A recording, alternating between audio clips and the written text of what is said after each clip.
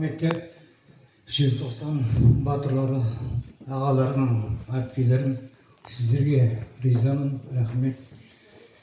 Осыдан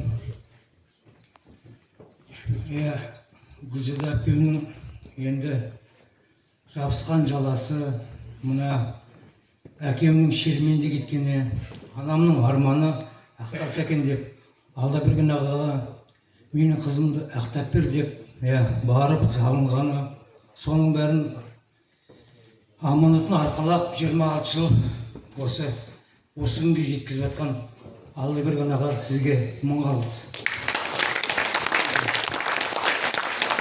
Ал осы алда берген ағаның жүргізіп жатқан ісін әрі қарай қалдырмай, нүктесіне жеткізіп, документтерін бәрін туғырлап, бәрін құжаттарын нүктесіне қойып, осында Гүлзаданың аруағын сыйлап, аламда бірге болған ағаларым, әпкелерім,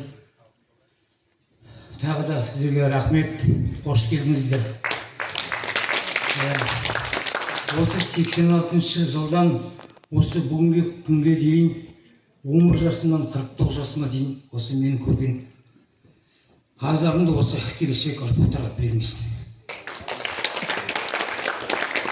Осы қанды балақ қаһарман ағаларым, әпкелерім, сіздердің арқаларыңызда осы келешек ұрпаққа, осы қазір өсіп жатқан ұрпақтарға